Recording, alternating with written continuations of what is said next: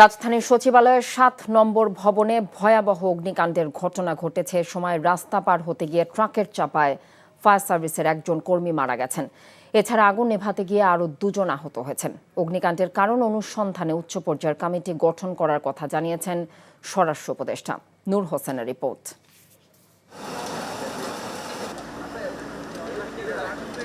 রাতের অন্ধকারে আগুনের লেলিহান শিখায় পুড়ছে সচিবালয়ের ৭ নম্বর ভবন।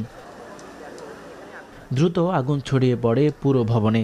৬, ৭, ৮ এবং ৯ তলার অধিকাংশ কক্ষ ব্যাপকভাবে ক্ষতিগ্রস্ত হয়। মনে হচ্ছে না যে সচিবালয়ে আগুন লাগছে, এটা ইম্পর্টেন্ট একটা জায়গা, সেখানে আগুন লাগছে।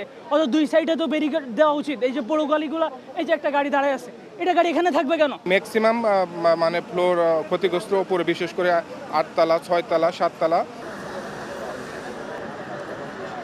আগুন নেভাতে ঘটনাস্থলে হাজির হয় ফায়ার সার্ভিসের 19টি ইউনিট। ভেতরে জায়গার সংকুলান না হওয়ায় আগুন নেভাতে কাজ করে 10টি ইউনিট। ফায়ার সার্ভিস কর্মীদের টানা 6 ঘন্টার চেষ্টায় আগুন নিয়ন্ত্রণে আসে।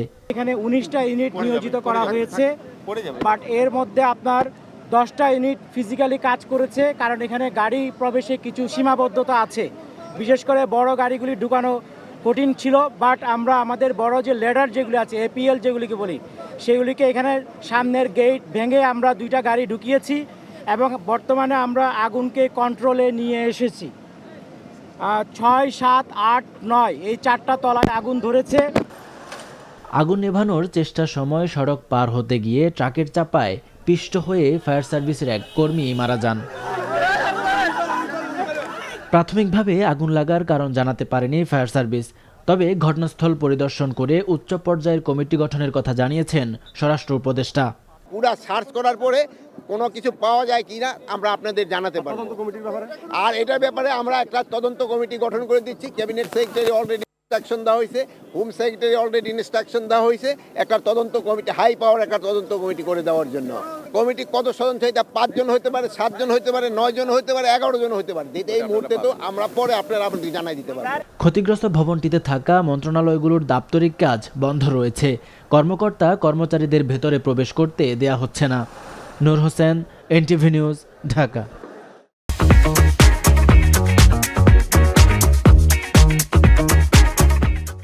ফোলানো ফাঁপানো অর্থনীতি যেন মুখ থুবড়ে পড়ে জুলাই বিপ্লবের পরপর।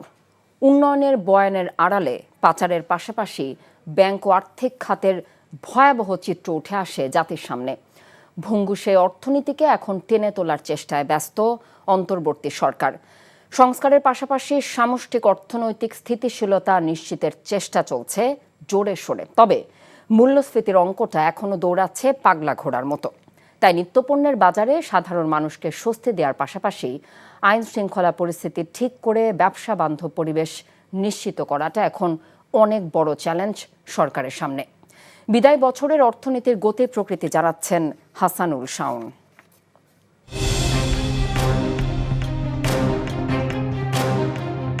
ব্যাংক থেকে শেয়ার বাজার, মেগা প্রকল্প থেকে গ্রামের সরু রাস্তা, গত 15 বছরে প্রায় সবখানেই সীমাহীন অনিয়ম আর দুর্নীতির খেসারত খাদের কিনারে অর্থনীতির অনেক সূচক। এমন এক বাস্তবতায় ছাত্র জনতার জুলাই বিপ্লব আর 5 আগস্ট পরবর্তী সময়ে আর্থিক খাতে নানা চ্যালেঞ্জের মুখোমুখি অন্তর্বর্তী সরকার। সবচেয়ে বড় সমস্যা হলো আমাদের প্রুডেন্সিয়াল নর্ম আর ম্যানেজমেন্ট নর্ম পরিপালন করে না। পতিত আওয়ামী লীগ সরকারের শাসনামলে আর্থিক খাতের অনিয়ম দুর্নীতি বের করতে গঠন হয় শ্বেতপত্র প্রণয়ন কমিটি, যার রিপোর্টে উঠে আসে আঁতকে ওঠার মতো সব তথ্য। শ্বেতপত্রের তথ্য মতে গত 15 বছরে দেশে চোরতন্ত্র কায়েম করে অন্তত 28 লাখ কোটি টাকা পাচার করা হয়েছে। সেক্ষেত্রে সবচেয়ে বেশি লুট বা দুর্নীতি হয়েছে ব্যাংক, অবকাঠামো এবং বিদ্যুৎ খাতে, আর উন্নয়ন প্রকল্পের 40% তছরূপ হয়েছে। আগামী দিনে এই রকম পরিস্থিতিকে যদি আমরা আটকাতে চাই, যদি আমরা এর পুনরাবৃত্তি না চাই, তাহলে রাজনীতিবিদ, আমলা এবং ব্যবসায়ী এই 3 ক্ষেত্রেই আমাদের জবাবদিহিতা শক্তিশালী করতে হবে। এই 3 ক্ষেত্রেই আমার স্বচ্ছতার ক্ষেত্রে অগ্রগতি আনতে হবে। বিদ্যমান চ্যালেঞ্জগুলো মাথায় নিয়েই আর্থিক খাতের সংস্কারে কাজ করছে অন্তর্বর্তী সরকার। সেক্ষেত্রে দায়িত্ব নেওয়ার পর নতুন governor doctor Ahsan S Mansur জানান 10টির মতো ব্যাংক দেউলিয়া হওয়ার পথে। অনেক ব্যাংক দেউলিয়া হয়ে আছে, কিন্তু আমরা কাস্টমারের স্বার্থ রক্ষা করব। ব্যাংকগুলোতে দেখা যায় নতুন সংকট, দুর্বল ব্যাংকগুলোর অনেক শাখায় নগদ টাকার লেনদেনও বন্ধ হয়ে যায়। দুশ্চিন্তাগ্রস্ত গ্রাহকদের আস্থা ফেরাতে আর ব্যাংকগুলোকে বাঁচাতে বিশেষ নজরদারির পাশাপাশি নেওয়া হয় তারল্য সংকট কাটানোর নানা উদ্যোগ। এছাড়া ব্যাংকগুলোতে খেলাপি ঋণের আসল চিত্র বের হয়ে আসছে এখন, যা ইতিমধ্যে ছাড়িয়েছে 2,85,000 কোটি টাকা।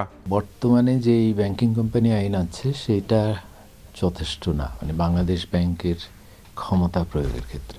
আর্থিক খাতে যে কর্মসূচিগুলো উদ্যোগ যেগুলো নেওয়া হয়েছে সেগুলো যাতে আর দেরি না হয়, সময় মতো এগিয়ে যায়, সেটা নিশ্চিত করতে হবে। জুলাই বিপ্লবের পরপর দেখা দেয় ডলার সংকট, যাতে টান পড়ে রিজার্ভে।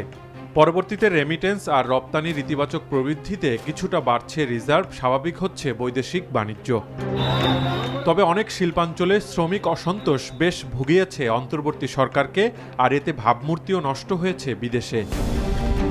পরিস্থিতি অনেকটা নিয়ন্ত্রণে আসলেও এখনও আইনশৃঙ্খলা পরিস্থিতি নিয়ে আশা নিরাশার দোলাচলে ব্যবসায়ীরা, যাতে স্থবিরতায় বিনিয়োগ। সরকার যে সমস্ত সংস্কারের ভিতরে ব্যাপৃত আছে সেই সংস্কারের ভিতরে প্রত্যক্ষভাবে অর্থনৈতিক ব্যবস্থাপনার সংস্কার কিন্তু নাই। 2025-এর দেখার বিষয় হলো কিভাবে বাজার ব্যবস্থাপনা শক্তিশালী হবে, কিভাবে সামষ্টিক অর্থনৈতিক স্থিতিশীলতা রক্ষিত হবে এবং একই সাথে শিল্প এবং সমাজে আইনশৃঙ্খলা পরিস্থিতি কতখানি উন্নত হবে। বিদায়ী বছরে অর্থনীতিকে সবচেয়ে বেশি ভুগিয়েছে অনিয়ন্ত্রিত দ্রব্যমূল্য পরিস্থিতি আর এর প্রভাবে সৃষ্ট উচ্চ মূল্যস্ফীতি। ডিম, মুরগি, আলু, পেঁয়াজ, চালসহ বেশিরভাগ নিত্যপণ্যের দামের লাগাম ছাড়া ঊর্ধ্বগতিতে সংকটে পড়েছেন কম আয়ের মানুষেরা। মূল্যস্ফীতির অঙ্কটা নামাতে হিমশিম খেতে হচ্ছে অন্তর্বর্তী সরকারকে। গত নভেম্বরে তো খাদ্য মূল্যস্ফীতি পৌঁছেছে প্রায় 14%। সংকোচনমূলক মুদ্রানীতি শুধু সেটা দিয়েই খাদ্য মূল্যস্ফীতিকে নিয়ন্ত্রণে আনা যাবে এটা আশা করা যায় না।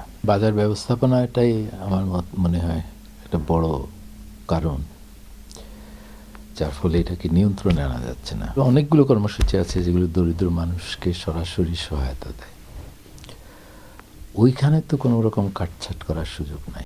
বিদায়ী বছরের মাঝামাঝি 2024-25 অর্থ বছরের জন্য প্রায় 8 লাখ কোটি টাকার যে বাজেট দিয়েছিল আওয়ামী লীগ সরকার, তার প্রায় সব লক্ষ্যমাত্রা নিয়েই ছিল বিতর্ক আর সমালোচনা। পরিবর্তিত রাজনৈতিক পরিস্থিতিতে এসব লক্ষ্যমাত্রা অর্জন এবং সরকারের আর্থিক ব্যবস্থাপনা ঠিক রাখাটা এখন বড় চ্যালেঞ্জ হয়ে দাঁড়িয়েছে। এসবের পাশাপাশি বৈদেশিক ঋণের কিস্তি পরিশোধের চাপও সামলাতে হচ্ছে অন্তর্বর্তী সরকারকে।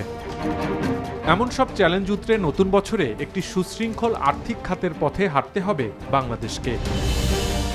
Hasanul Shaon, NTV news, Dhaka. সচিবালয়ে আগুনের ঘটনা স্বাভাবিক নয় মন্তব্য করে এর সুষ্ঠু তদন্তের দাবি করেছেন এবি পার্টির যুগ্ম সদস্য সচিব ব্যারিস্টার আসাদুজ্জামান ফুয়াদ। দুপুরে চট্টগ্রাম প্রেস ক্লাবে মিট দ্য প্রেসে পলিসি বেসড পলিটিক্স শীর্ষক আলোচনা সভায় তিনি এই দাবি জানান। ব্যারিস্টার ফুয়াদ বলেন, স্বাধীনতার 53 বছরেও রাজতন্ত্রের অবসান হয়নি, উল্লেখ করে আগামীতে হবে নিউ জেনারেশন পলিটিক্স। তিনি বলেন, যে আকাঙ্ক্ষায় 24-এর গণ অভ্যুত্থান হয়েছে, দেশ ছাত্র জনতার সেই আকাঙ্ক্ষার দিকেই যাচ্ছে। সচিবালয়ে আগুনের ঘটনা স্বাভাবিক নয় বলেও মন্তব্য করেন তিনি। সচিবালয় দেখেন গতকালকে রাতে কি হয়েছে, এটা কোনোভাবে একটা সাধারণ ঘটনা, বিচ্ছিন্ন ঘটনা হইতে পারে না। বিল্ডিংয়ে আগুন লাগছে হচ্ছে নাহিদ আর আসিফের রুম পুড়ে গেল। এবং এর আগে সচিব অজের জয় দেখবেন বারবার বলেছে কোনো এভিডেন্স পাবেন না আমাদের ব্যাপারে। এবং তিনি কিন্তু তথ্য উপদেষ্টা ছিলেন, লাখ লাখ হাজার হাজার কোটি টাকা লুটপাটের নায়ক ছিলেন তিনি। অতএব তার ডিপার্টমেন্টটা পুড়ে গেছে আজকে, নাহিদ যেটার দায়িত্বে এখন। তো সরকারকে আমি বলবো সিরিয়াসলি ইনভেস্টিগেট করবার জন্য।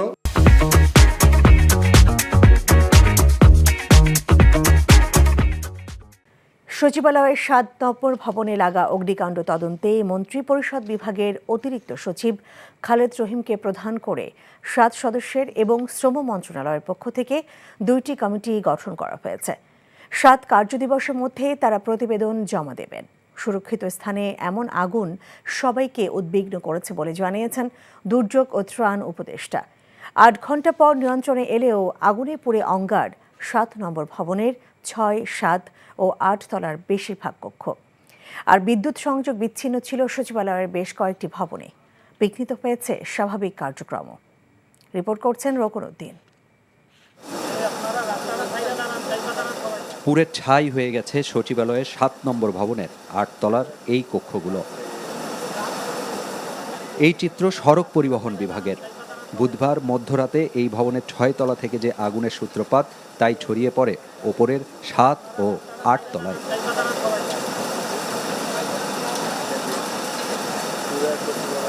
সবসময় সচিবালয়ের ভেতরেই একটি ইউনিট থাকায় অগ্নিকাণ্ডের প্রায় সাথে সাথেই কাজ শুরু করে ফায়ার সার্ভিস।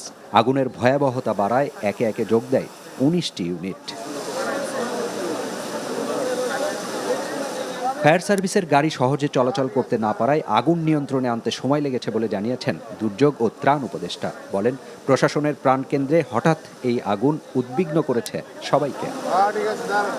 এত সুরক্ষিত জায়গায় এরকম আগুন লেগেছে সেটা আমাদের সবাইকে তো উদ্বিগ্ন করেছে।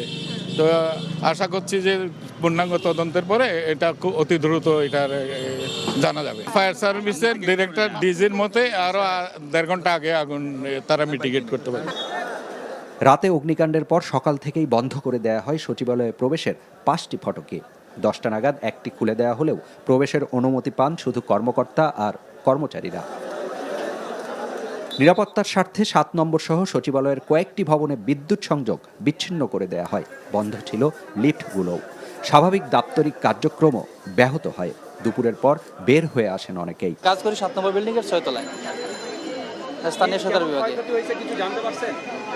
যতটুকু বোঝা গেছে, শোনা যাচ্ছে যে জ্বলে পুড়ে ছাই হয়ে গেছে। কম্পিউটার অন করতে দিচ্ছে না, আর অফিসাররা কেউ আসছে, এখন ওনারা আছেন, আমরা কাজ হচ্ছে না বলে চলে যাচ্ছে। আগুন না লাগার কারণে আমাদের পুরো মিনিস্ট্রি আর কি কার্যক্রম একটু স্থবির। 7 তলা 8 তলা দুইটা দেখছি, হ্যাঁ দুইটা, বিশেষ করে 2টা ফ্লোরিং করিডোর যেগুলো আছে, করিডোরগুলো মনে হচ্ছে একেবারে যুদ্ধ বিধ্বস্ত এলাকার মতো, মানে একেবারে আগুনে পুড়ে একেবারে ভয়াবহ অবস্থা। বৃহস্পতিবার দুপুর নাগাদ অগ্নিকাণ্ড তদন্তে মন্ত্রিপরিষদ বিভাগের একজন অতিরিক্ত সচিবকে প্রধান করে 7 সদস্যের কমিটি গঠন করা হয়েছে। 7 কার্যদিবসের মধ্যে তাদের প্রতিবেদন জমা দিতে বলা হয়েছে। প্রয়োজনে তারা নতুন সদস্যও কমিটিতে যোগ করতে পারবেন।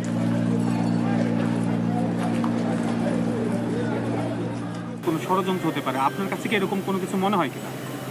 আমি ইনভেস্টিগেশনে আগে আমি কিছু বলতে পারবো না, যেহেতু আমরা এখান থেকে ক্যাবিনেট ডিভিশনে ইনভেস্টিগেশন টিম করে দিছে।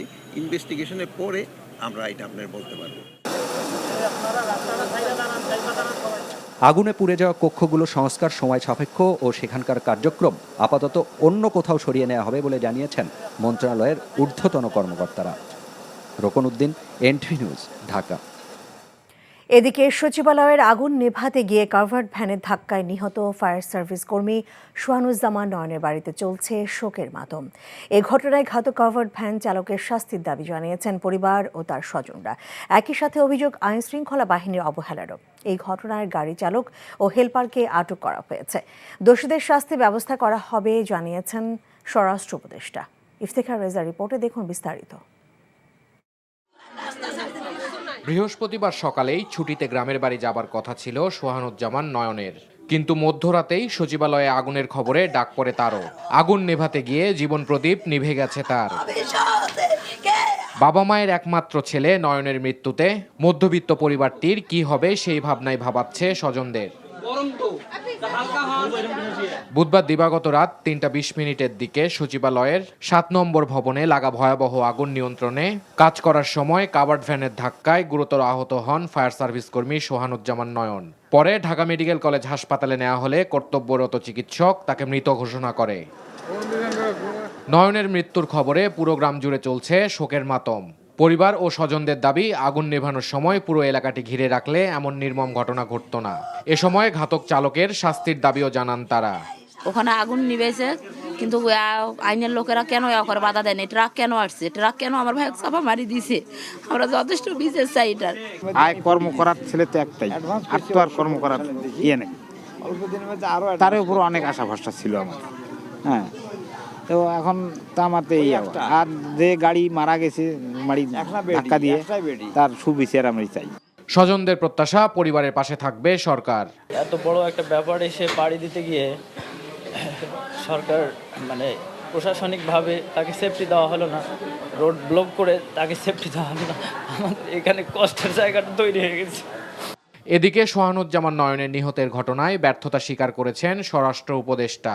আমরা ট্রাক চালককে ধরে ফেলছি এবং তারা আমরা আইনের আওতায় অবশ্যই নিয়ে আসবো।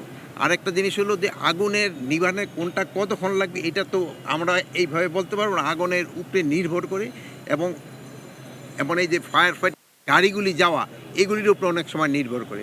পরে সোহানুজ্জামান নয়নের মরদেহ ময়নাতদন্ত শেষে ফায়ার সার্ভিস সদর দপ্তরে জানাজা পর পরিবারের কাছে হস্তান্তর করা হয়। Iftekhar Reza, NTV news, Dhaka. অতীতে যারাই নির্বাচনকে বিতর্কিত করেছেন তাদের শাস্তির আওতায় আনা উচিত বলে মন্তব্য করেছেন নির্বাচন সংস্কার কমিশনের প্রধান বদিউল আলম মজুমদার। সকালে রাজশাহী জেলা প্রশাসনের সম্মেলন কক্ষে বিভিন্ন রাজনৈতিক দল, সামাজিক সংগঠনের নেতৃবৃন্দ, নির্বাচন কমিশনের প্রতিনিধি ও প্রশাসনের কর্মকর্তাদের সাথে মত বিনিময়কালে তিনি একথা বলেন।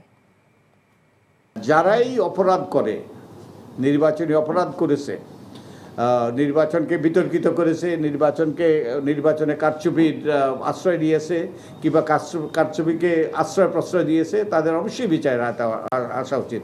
কারণ অন্যায় করে যদি পার পেয়ে যায়, অন্যায় উৎসাহিত হয়। এদিকে সচিবালয়ে অগ্নিকাণ্ডের ঘটনায় গঠিত তদন্ত কমিটির প্রাথমিক প্রতিবেদন আগামী 3 দিনের মধ্যে প্রকাশ করা হবে বলে জানিয়েছেন বন পরিবেশ বিষয়ক উপদেষ্টা রেজওয়ানা হাসান। এছাড়া বিগত দিনের বেশ কিছু নথি, দুর্নীতির নথি আগুনে পুড়ে গেছে বলে জানিয়েছেন এলজিইডি উপদেষ্টা আসিফ মাহমুদ। সন্ধ্যায় রাজধানী ফরেন সার্ভিস একাডেমিতে ব্রিফিংয়ে কথা জানান তারা। মইদুল ইসলামের রিপোর্ট। সচিবালয়ে রহস্যজনক অগ্নিকাণ্ডের ঘটনা সত্যিই কি দুর্ঘটনা নাকি ইচ্ছাকৃতভাবে তৈরি করা হয়েছে? সাধারণ মানুষের এমন প্রশ্নের উত্তর দিতেই ডাকা হয় এই সংবাদ সম্মেলন, যেখানে সরকারের 3 উপদেষ্টা তুলে ধরেন অগ্নিকাণ্ডের ঘটনা নিয়ে পরবর্তী পদক্ষেপের কথা। জানানো হয় ওই ঘটনায় গঠিত তদন্ত রিপোর্ট প্রাথমিকভাবে প্রকাশ করা হবে 3 দিনের মধ্যে। 3 দিনের মধ্যে প্রাথমিক প্রতিবেদন তারা দেবেন। আমরা ওখানে অফিস করি, এটা তো আমাদেরও নিরাপত্তার বিষয়, রাষ্ট্রীয় গুরুত্বপূর্ণ নথির বিষয়। ফলে 3 দিনের মধ্যে তাদেরকে একটা প্রাথমিক রিপোর্ট দিতে বলা হয়েছে। তারা যখন তাদের রিপোর্ট চূড়ান্ত করবেন, আপনারা নিশ্চিত জেনে রাখেন সেই চূড়ান্ত রিপোর্টের কপি আপনারা এবার সবাই পাবেন। সংবাদ সম্মেলনে জানানো হয় আগুনের ঘটনায় পুড়ে গেছে 5টি মন্ত্রণালয়ের গুরুত্বপূর্ণ বেশ কিছু কাগজপত্র, যেখানে রয়েছে বিগত দিনের তদন্তে থাকা দুর্নীতির অনেক ঘটনার চাঞ্চল্যকর নথিপত্র।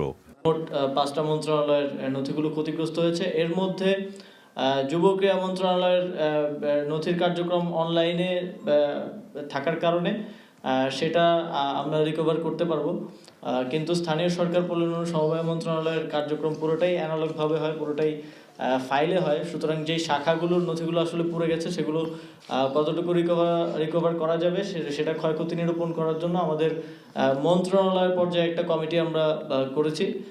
সেই কমিটি কাজ করে একটা রিপোর্ট প্রদান করলে আমরা বুঝতে পারবো যে আসলে আমাদের কি পরিমাণ ক্ষয়ক্ষতি হয়েছে, কোনটা রিকভারেবল আর কোনটা রিকভারেবল না। ব্রিফিংয়ে বলা হয় আওয়ামী লীগ সরকার ডিজিটাল বাংলাদেশ ও স্মার্ট বাংলাদেশ বলে যেসব কথা মানুষের কাছে উপস্থাপন করত তা যে কতটা অসত্য ছিল সেটাই ফুটে উঠেছে সচিবালয়ের আগুনের ঘটনায়। এই আগুনের ঘটনার পরে আমরা দেখলাম যে আসলে যে ডিজিটাল বাংলাদেশ, ডিজিটালাইজেশন, এইগুলোর খুব সফল কিন্তু খুব সুফল কিন্তু আমরা কোনো মন্ত্রণালয়ই পাচ্ছি না। নামকাওয়াস্তে একজন কর্মকর্তা, নামকাওয়াস্তে একটু প্রযুক্তি, কিন্তু ডিজিটালাইজেশন বলতে যেটা বোঝায় সেটার কিন্তু কোনো সুফল এই অগ্নিকাণ্ডের ঘটনার পরে আমরা আসলে পাচ্ছি না। এছাড়া পুড়ে যাওয়া 5টি মন্ত্রণালয়ের কাজ সচল রাখতে বিকল্প ব্যবস্থা গ্রহণ করা হয়েছে বলেও সংবাদ সম্মেলনে জানানো হয়। মইদুল ইসলাম, এনটিভি নিউজ, ঢাকা। বিডিআর বিদ্রোহের ঘটনায় দেশি বিদেশি ষড়যন্ত্রকারীদের চিহ্নিত করাই মূল লক্ষ্য বলে মন্তব্য করলেন বিডিআর হত্যাকাণ্ডে গঠিত স্বাধীন পূর্ণাঙ্গ কমিশনের চেয়ারম্যান আ.ল.ম ফজলুর রহমান। নিরপেক্ষ ও নির্মোহভাবে কাজ করবে কমিশন। সরকার নির্ধারিত সময়ের মধ্যে তদন্ত প্রতিবেদন দেওয়ার আশা প্রকাশ করে কমিশন চেয়ারম্যান বলেন, কাউকে অন্ধকারে নয়, স্বচ্ছতার সাথে হবে পুরো তদন্ত। Apple শাহরিয়ারের report.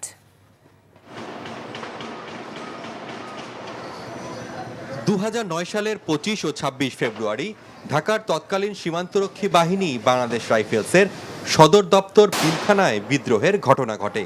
ওই সময় বিদ্রোহী জওয়ানদের হামলায় নিহত হন 57 সেনা কর্মকর্তা।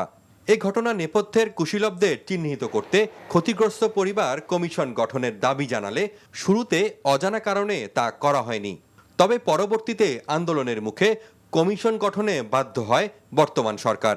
বৃহস্পতিবার কমিশনের প্রথম বৈঠক অনুষ্ঠিত হয় পিলখানা ঢাকা ব্যাটালিয়নের সম্মেলন কক্ষে। বৈঠক শেষে সাংবাদিকদের সঙ্গে কথা বলেন কমিশন চেয়ারম্যান। আমরা কোনো দেশকে আইডেন্টিফাই করতে চাই না, আমরা নিরপেক্ষভাবে নির্ভয়ভাবে আমরা অগ্রসর হতে চাই এবং সেটা করতে গিয়ে যারা দায়ী হবে দালিলিকভাবে সার্কামস্টেন্সিয়াল এভিডেন্সের কারণে কমিশনের জিজ্ঞাসাবাদের সম্মুখীন হবেন। যেহেতু বিদেশি শক্তিকে আমাদেরকে আইডেন্টিফাই করতে বলা হয়েছে, কাজে এই বিষয়টা আন্তর্জাতিক হয়ে গেছে। অতএব আমি আন্তর্জাতিক বানের বিদেশের 2 জন আইনজ্ঞ, ক্রিমিনাল এবং ইন্টারন্যাশনাল ল সম্বন্ধে বিশেষজ্ঞ আমাদের এই কমিশনের সঙ্গে সম্পৃক্ত করার জন্য আবেদন আমরা জানাবো। সন্দেহভাজন যারা দেশ ছেড়েছেন তাদেরও জিজ্ঞাসাবাদের আওতায় আনা হবে বলে জানান তিনি। সব ব্যক্তি 5 আগস্ট যে বিপ্লব হলো, সেই বিপ্লবের পরে দেশ থেকে তারা চলে গেছেন। আমরা জানি এতটুকু যে দেশে নাই, তারা কোথায় আছেন, কোন দেশে আশ্রয় নিয়েছেন। আমরা ওই দেশের সঙ্গে আলোচনা করে যদি এক্সট্রাডিট করা সম্ভব না হয়, তাহলে আমরা টিম পাঠাবো সেখানে তাদেরকে টেস্টিফাই করার জন্য, তাদের স্টেটমেন্ট নেওয়ার জন্য। সরকার নির্ধারিত 3 মাসের মধ্যে তদন্ত প্রতিবেদন দেওয়ার আশ্বাস প্রকাশ করে কমিশন। শক্তি, ষড়যন্ত্র। Apple Shahriar, NTV news, Dhaka. নির্বাচনের মাধ্যমে গণতন্ত্র পুনঃপ্রতিষ্ঠার ক্ষেত্র তৈরি না করে রাজনৈতিক দলের সমালোচনা করছে অন্তর্বর্তী সরকারের অনেকে বলে মন্তব্য করেছেন বিএনপি স্থায়ী কমিটির সদস্য নজরুল ইসলাম খান। এ সময় দলের সিনিয়র যুগ্ম মহাসচিব রিজভী আহমেদ অভিযোগ করেন, রাষ্ট্রীয় গোয়েন্দা সংস্থা নতুন দল গঠন করে নতুন ষড়যন্ত্র নামছে। রাজধানীতে আয়োজিত আলোচনা সভায় বিএনপি নেতারা ষড়যন্ত্র মোকাবেলায় দ্রুত সময়ের মধ্যে জাতীয় নির্বাচন দেবার দাবি জানান। নাজিবুর রহমানের রিপোর্ট। ঢাকা রিপোর্টার্স ইউনিটি মিলনায়তনে Rajshahi university nationalist ex student association আয়োজিত আলোচনা সভায় বিএনপির সিনিয়র যুগ্ম মহাসচিব রিজভী আহমেদ অভিযোগ করেন, রাষ্ট্রীয় গোয়েন্দা সংস্থা নতুন দল গঠনে সহযোগিতা করছে। এ সময় বিএনপির স্থায়ী কমিটির সদস্য নজরুল ইসলাম খান বলেন, গণতন্ত্র প্রতিষ্ঠায় মনোযোগী নয় অন্তর্বর্তীকালীন সরকার। প্রতিষ্ঠিত যেসব রাজনৈতিক দলগুলি, তাদের সম্পর্কে কমেন্ট করা, সমালোচনা করা কি দরকার তাদের? তারা কি প্রতিপক্ষ আমাদের? আমরা তো মনে করি না তাদের প্রতিপক্ষ, এবং তারা আমাদের প্রতিপক্ষ হওয়ার যোগ্যও না।